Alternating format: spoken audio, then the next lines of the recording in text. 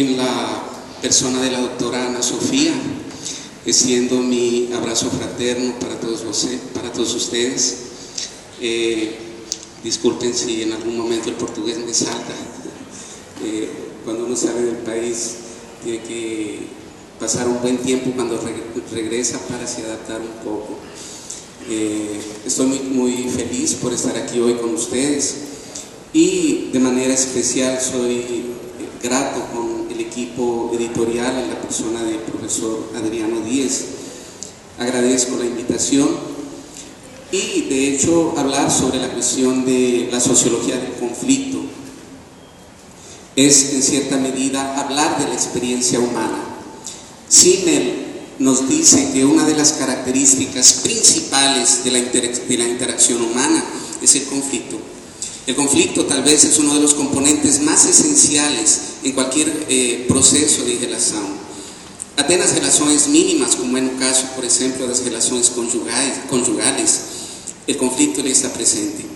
Entonces, en cierta medida, para la sociología, el conflicto no es una dimensión extraña ni también puede ser vista como en una perspectiva, digamos, anómica, como un comportamiento de desvío.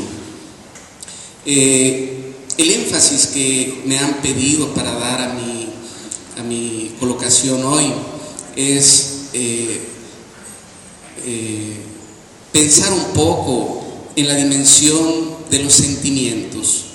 En cierta medida, la acción humana ha sido percibida como una de las manifestaciones fundamentales del ser humano. A través de la acción es como nosotros nos configuramos como seres creadores, inteligentes, capaces de transformar la realidad. De alguna manera el Salmo 8 no estaba engañado cuando decía que Dios nos hizo a nosotros poco inferiores a los ángeles. Y en cierta medida nosotros los seres humanos tenemos esa capacidad. Marx, él entendía que es a través de la acción que el hombre puede transformar el mundo y que es la acción humana el factor distintivo del hombre. La acción, ella, en la perspectiva de Marx, la acción, ella es movida a partir de los condicionamientos estructurales e históricos con los cuales nosotros nos deparamos. En la crítica a la economía política, en la introducción, Marx dice: el hombre transforma su historia, mas no a partir de sus capacidades, y sí a partir de las condiciones que le fueron propiciadas. Esa es una manera de ver la acción. Otra perspectiva de la acción nos la da Max Weber. Weber, él nos dice que nosotros actuamos movidos por valores.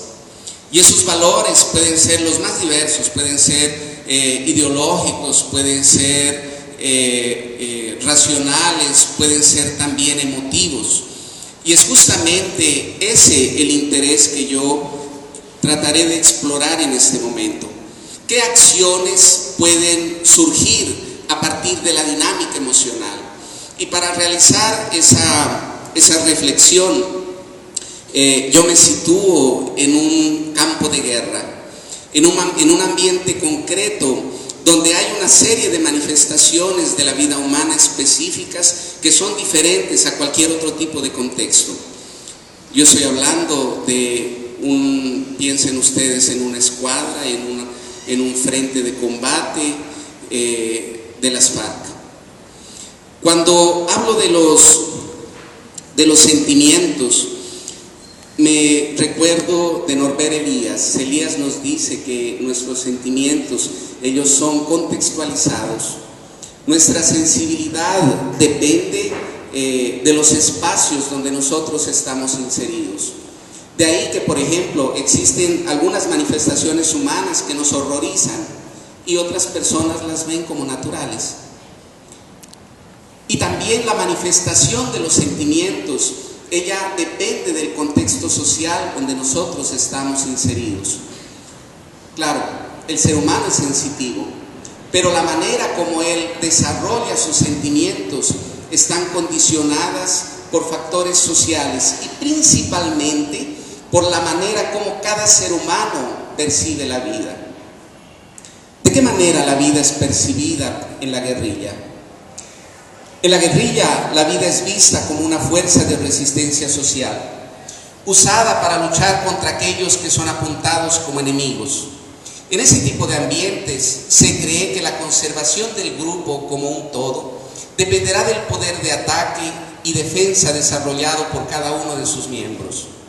Para estimular la capacidad de lucha física en medio del conflicto armado colombiano, los grupos revolucionarios diseñaron una estructura de vida en común regida por códigos de conducta que delimitan las posibilidades de expresión de pensamiento y sentimiento de los guerrilleros. Con la aplicación de esos códigos, cada grupo pretende formar en sus integrantes una estructura humana entrenada para desarrollar actividades compatibles con el espíritu revolucionario que inspira sus acciones. Sentimientos que son favorables a las actividades militares. Nosotros podíamos destacar algunos, como por ejemplo el coraje, la determinación, la capacidad de resistencia al dolor, la superación del miedo. Esos sentimientos son estimulados por la dinámica de la vida colectiva y en un tiempo prolongado esos sentimientos se van tornando un hábito.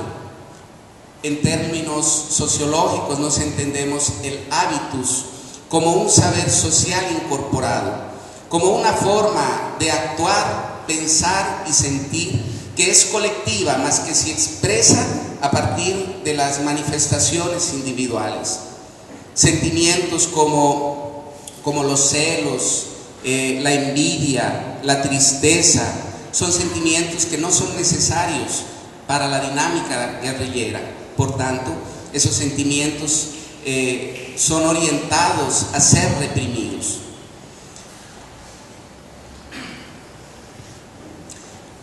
En la guerrilla no hay margen para manifestaciones afectivas de delicadeza o ternura. Así, en un periodo de tiempo prolongado, manifestaciones de pensamientos, comportamientos y sentimientos adquieren las características del orden social que es regido por padrones militares. Por tanto, cuando pensamos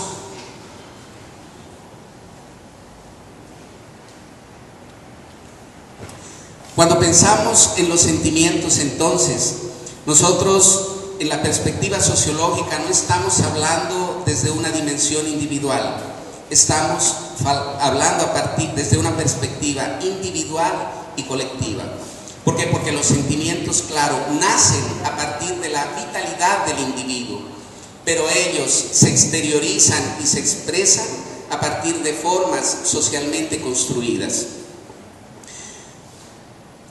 El odio a los enemigos, el amor a la patria, el miedo a las amenazas, la desconfianza de los otros, la fidelidad al grupo y tantos otros sentimientos encuentran estímulo y sustento en la dinámica guerrillera.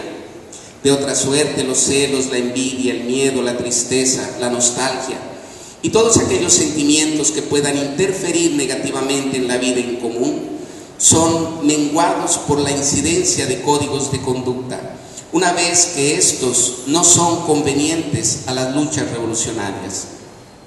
La dinámica emocional de los guerrilleros no tiene importancia en la experiencia de tal o cual sentimiento. El énfasis que el grupo da a ese hecho recae en las acciones que cada uno de esos sentimientos puede desencadenar. Inserto en el seno de una vida comunitaria regida por fuertes trazos militares, se espera del guerrillero desapego de la familia y de las cosas materiales, disposición y coraje para el enfrentamiento armado, obediencia a las normas y fidelidad a la causa revolucionaria. Yo voy a tratar de enfatizar en algunos sentimientos que en el proceso de investigación identifiqué como más significativos. Un primer sentimiento que percibí en el conjunto de guerrilleros con los cuales tuve contacto, yo estoy hablando de una investigación que realicé entre los años 2002 y 2006. Una guerrillera afirmaba: en la guerrilla uno sufre, pasa hambre, arriesga la vida, pero vale la pena hacerlo. Uno se sacrifica por amor a la patria, a la familia, al futuro de nuestros niños. La esperanza de cambiar este país es lo que a uno le da fuerza para perseverar en la lucha. ¿Qué más puede justificar que uno se mantenga en la organización? Salario uno no tiene, ni siquiera a la familia puede ver. El compromiso de uno es por amor.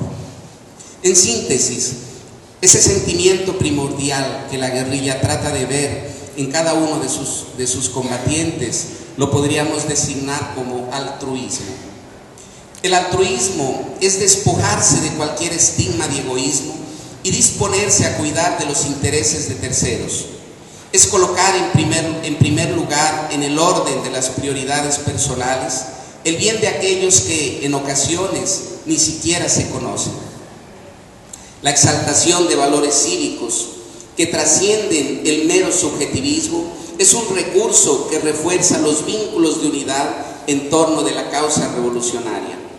Los líderes guerrilleros apelan al altruismo para que la fuerza de ese sentimiento suscite el apoyo popular y evite que sus propuestas se reduzcan a meras intenciones. Es preciso para la imagen que la guerrilla quiere transmitir a la comunidad que los combatientes se muestren como individuos totalmente convictos, que están luchando no por intereses personales, que están defendiendo intereses colectivos. Porque a partir de ese posicionamiento claro de donación, de amor, de entrega, de compromiso, de olvidarse de sí, es como ellos van a conseguir inspirar confianza y respeto en la comunidad. El altruismo es un sentimiento que de alguna forma coloca a los guerrilleros en una posición de abrirse cada vez a nuevas posibilidades, sin pensar cuáles son esas. Puede ser que al frente él encuentre la muerte o encuentre una herida grave que lo deje postrado para el resto de la vida, pero el altruismo es una fuerza motivadora para que, a pesar de la percepción de posibles peligros, él no desista de su lucha. El ex senador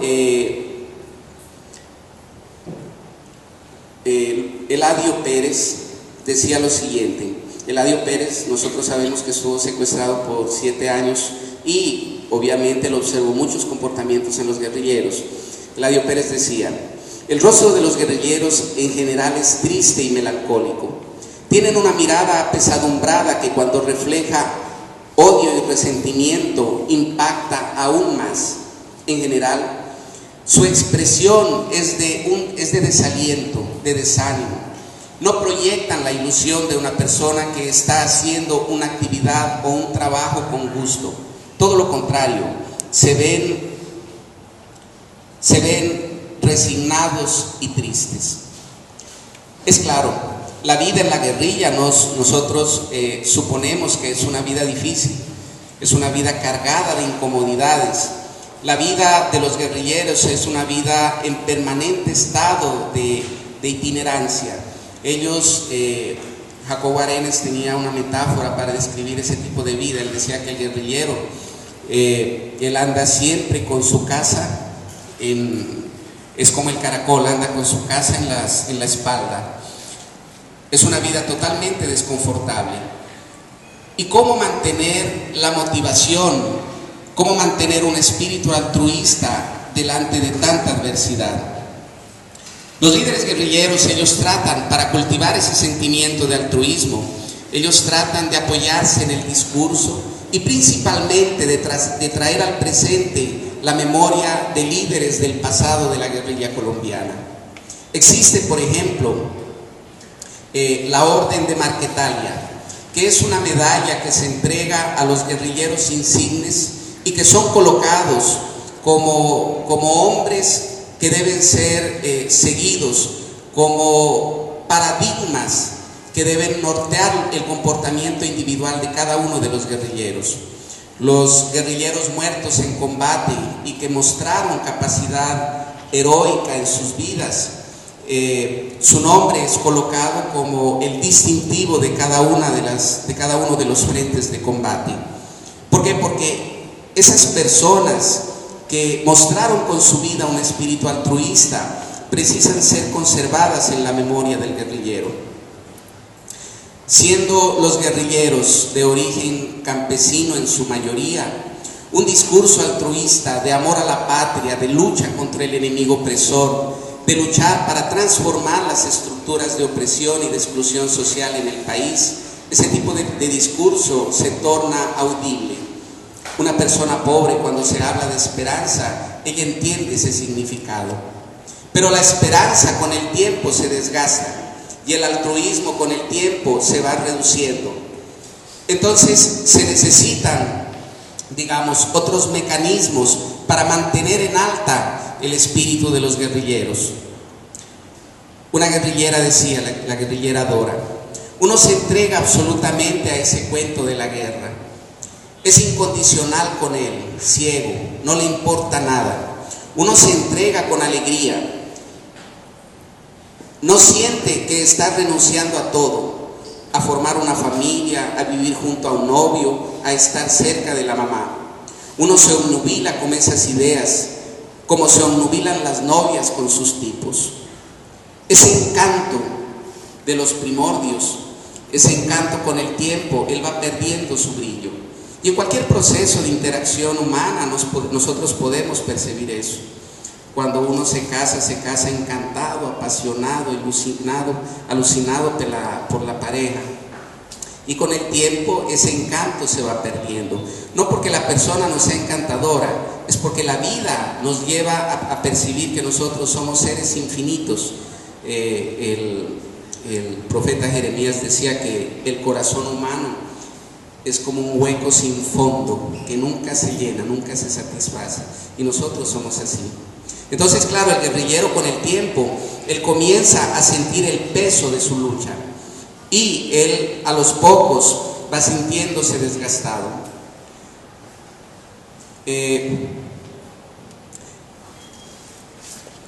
Los líderes guerrilleros, ellos perciben que el sentimiento de altruismo no es un sentimiento suficientemente fuerte como para mantener la cohesión social.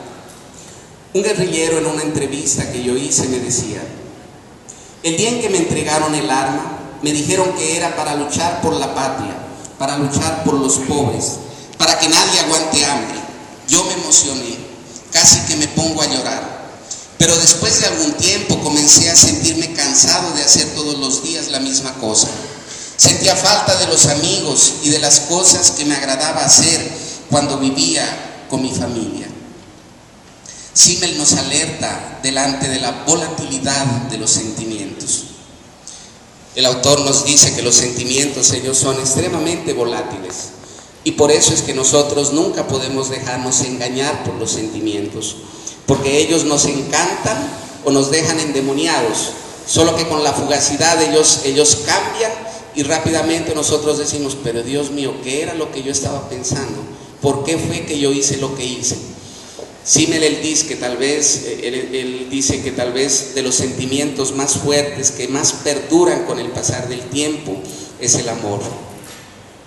Y el amor percibido como lo perciben los cristianos, en el sentido de donación, de entrega, de servicio, de solidaridad.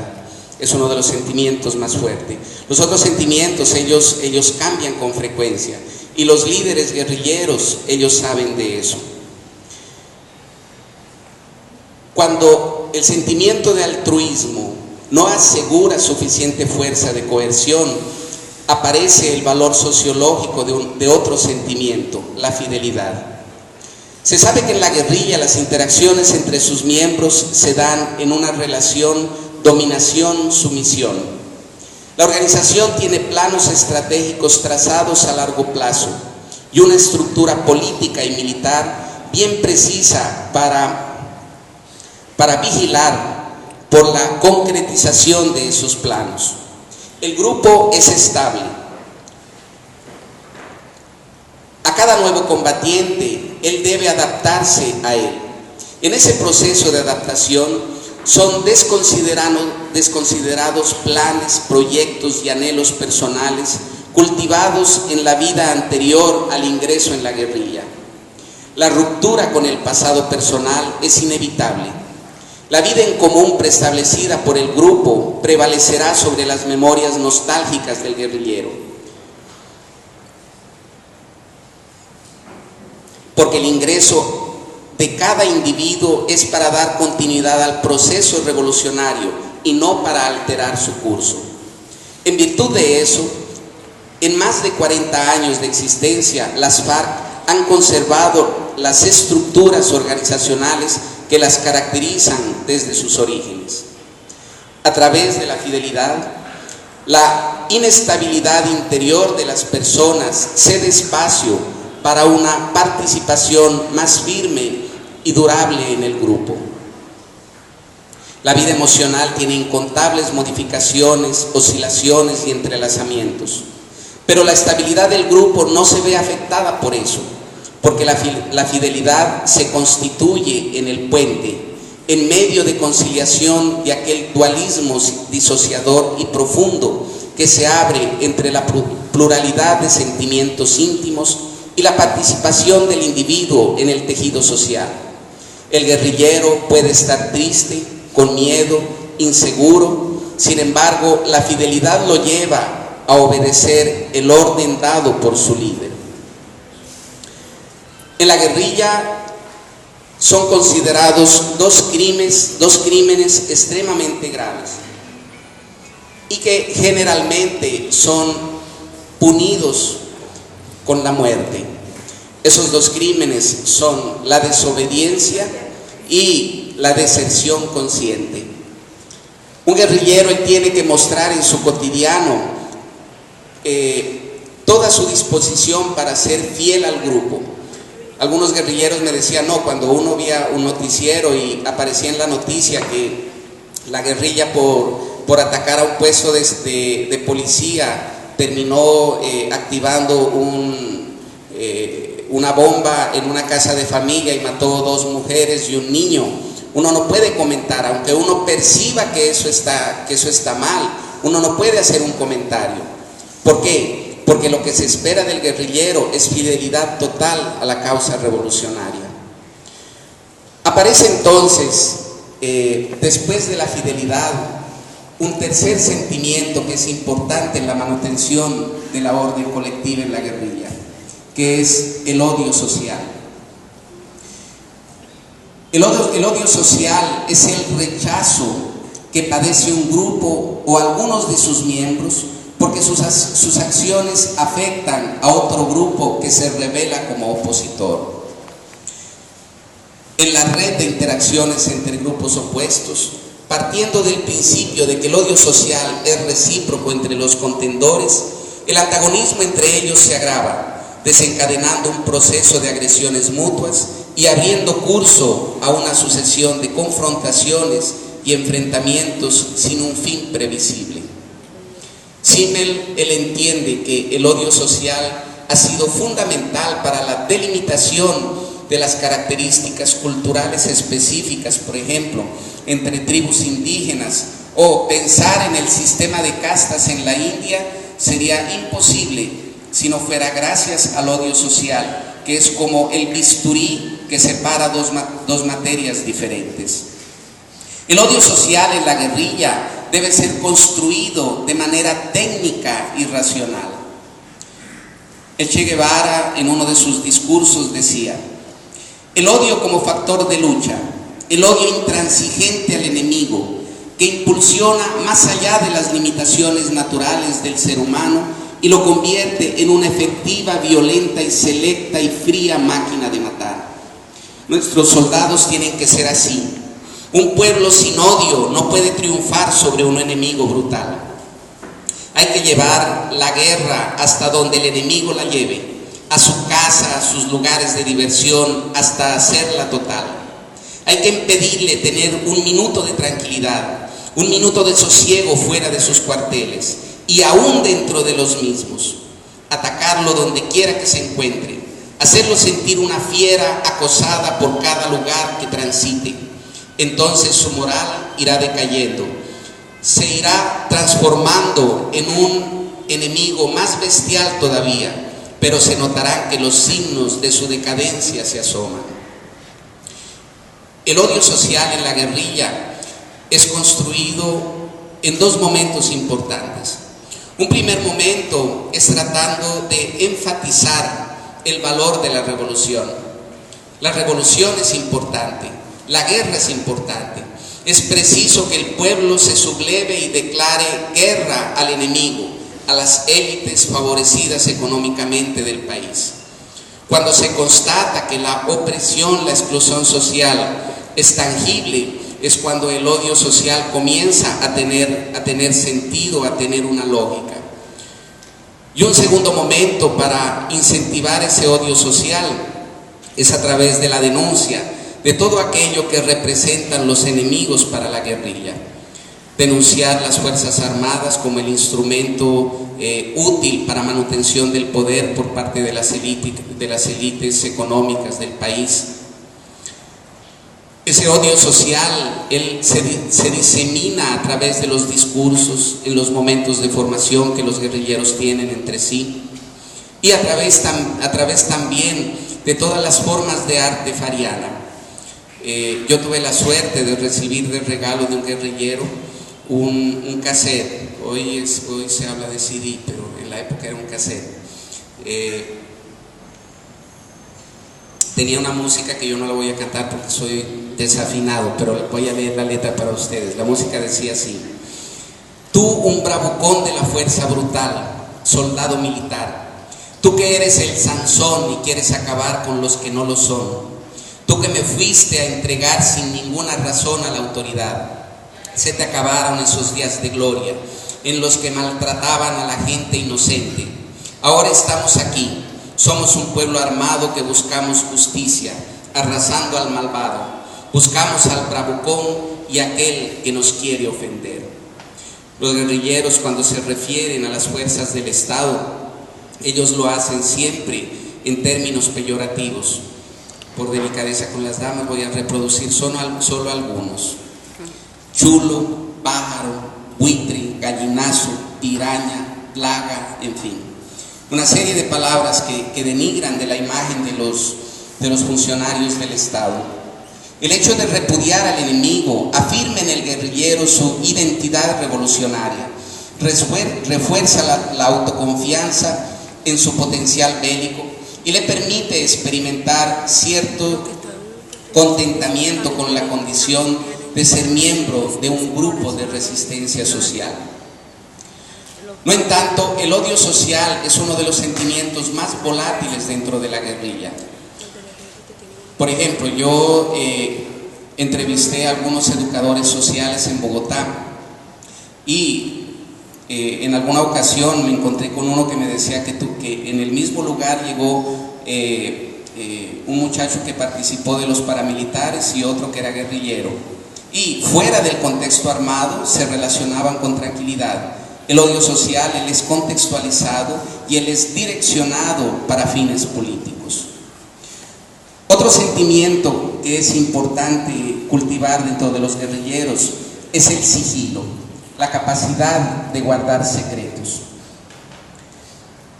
El guerrillero es extremadamente desconfiado y esa fue una de las cosas que más dificultad a mí me dio para hacer la entrevista. Yo me acuerdo que alguna vez fui a una prisión y el director de la prisión me dijo que podía entrevistar a un muchacho bajito que era guerrillero y que hablaba hasta por los codos. Cuando salió me dijo: no, ¿qué le pasa? Yo no soy guerrillero, fue un engaño. A mí me trajeron aquí, yo soy inocente, yo no tengo nada que ver con eso de la guerra. Yo soy un campesino, soy padre de familia, soy agricultor. Ahí yo hablé con el director de la prisión y le dije: veas, ese muchacho me dijo que no es guerrillero. Ahí él me dice: claro que ese es guerrillero, nosotros lo cogimos con un carro lleno de armas. ¿Cómo es que va a decir que es agricultor? Ese es guerrillero. Pero el guerrillero, él tiene esas características. Yo tuve la oportunidad de convivir con guerrilleros en el Putumayo en el año 97 y ellos tienen una manera específica, particular de ver y son extremadamente disimulados. Y esa forma de comportamiento, ella es necesaria para cultivar el arte de la guerra. En la guerra, la habilidad para tratar con lo que es confidencial contribuye en sobremanera para alcanzar el éxito militar, dado que éste depende de la capacidad de atacar por sorpresa, estrategia que solo puede funcionar por el encubrimiento de los detalles de las acciones. Los guerrilleros, cuando organizan, planean una acción, siempre quien sabe los detalles de la acción son los comandantes. El guerrillero raso es informado pocos minutos antes de ejecutar la acción. En la guerrilla existe una visión dupla del ser guerrillero. Por un lado, la guerrilla percibe al guerrillero como un individuo altruista que lucha por la transformación social, comprometido con los dolores del pueblo colombiano. Pero por otro lado, el guerrillero es visto por los comandantes como un individuo volátil en el estado intermedio de la entrega total que el grupo espera. Si el compromiso con la causa revolucionaria fuese pleno, no habría razones para guardar secretos ni para establecer dispositivos disciplinares.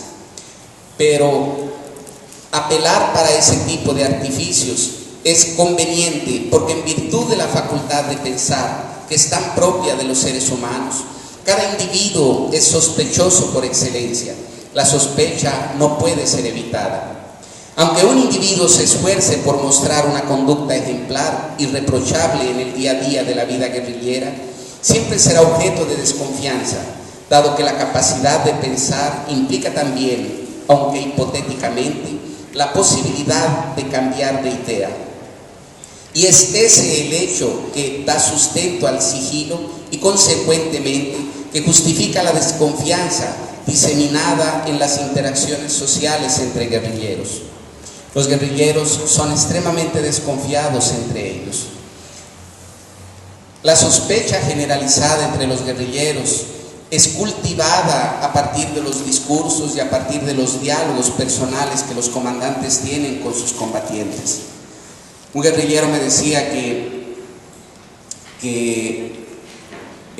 cuando entró el comandante lo llamó y le dijo que prestara cuidado con cada uno de los compañeros, porque existen muchos infiltrados de la fuerza pública y que él midiera sus palabras. Y a partir de la sospecha es como nosotros entendemos el cambio de nombre, la ruptura con la familia y la rotatividad constante y modificación de los cuadros militares en la guerrilla. De nuevo, citando a Eladio Pérez, él decía: los guerrilleros hablan con frecuencia de la infiltración. Sorprendía cómo allí nadie era amigo de nadie. Todo el mundo sospechaba de todo el mundo. El comandante sospechaba de su mujer, de su socia, ella sospechaba de su marido y así sucesivamente. No se tenían confianza, no había ni el más mínimo rasgo de compañerismo o de amistad y por supuesto, infiltrado que agarraban era persona muerta. No había excusa que valiera. Ellos comentaban miles de historias sobre el tema. El cultivo de la sospecha alcanza su mérito en la eficacia de la prevención de posibles traiciones. Y en cierta forma, la sospecha se torna casi que un elemento neurótico de los guerrilleros. Nosotros podemos recordar, por ejemplo, en el año 2000, el Ejército Nacional sacó un comunicado diciendo que a partir de las declaraciones de desertores de la guerrilla, hubo una limpieza al interior de las FARC y fueron asesinados más de 300 combatientes. Y una de las limpiezas más recordadas en Colombia de manera triste